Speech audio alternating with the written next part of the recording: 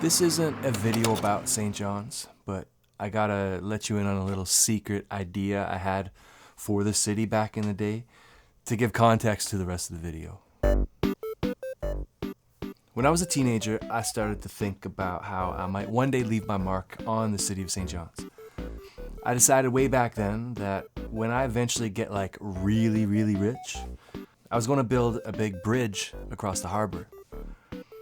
I couldn't decide if it would be better to build some kind of huge thing that would shoot right across from like where the Irving tanks are up to around Rollins Cross, or if it would be better to just run something across the Narrows, like from around Cabot Tower across to the South Side Hills, like above where Fort Amherst is.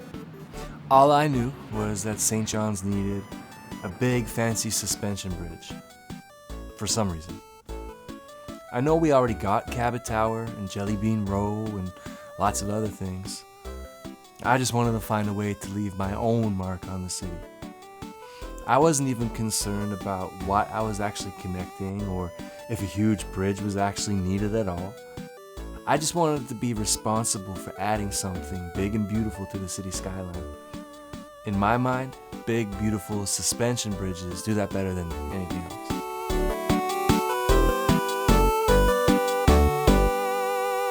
Well, down in Buren, a great Newfoundlander figured out how to leave his mark on Newfoundland, and he was able to create something that actually makes sense.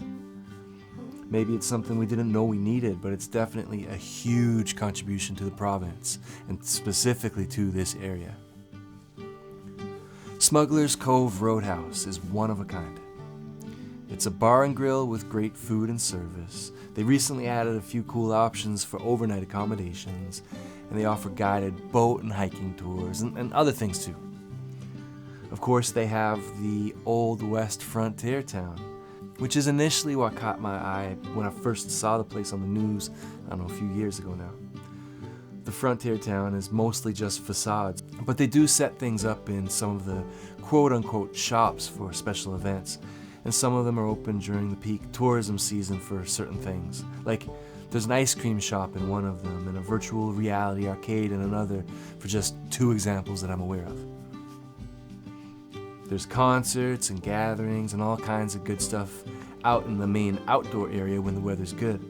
And there's a little stage inside as well for live music and probably other things for when the weather isn't so great.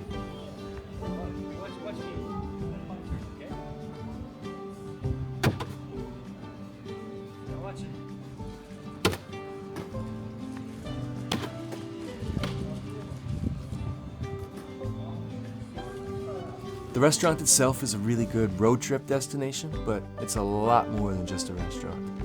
I can't think of anything else quite like this anywhere else on the island. I don't just mean there's not another Old West Frontier Town. I mean, I can't think of any other road trip destinations that are as thoughtfully organized as this, no matter what the theme might be.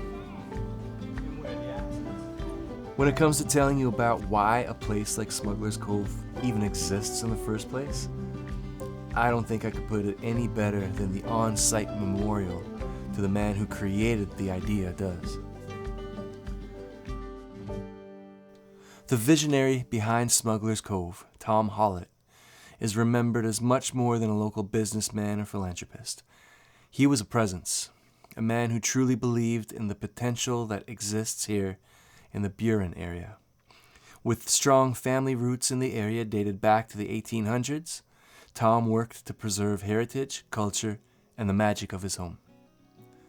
A lover and celebrator of our history and the tall tales that surround it, Tom dreamt of bringing that magic to life and sharing it with the rest of the world.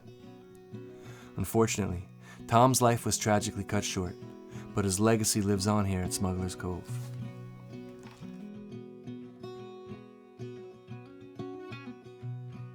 I never knew Tom, but it seems like everybody else did. He used to own and operate Jiffy Cabs in St. John's, and from all reports, he was just the best guy.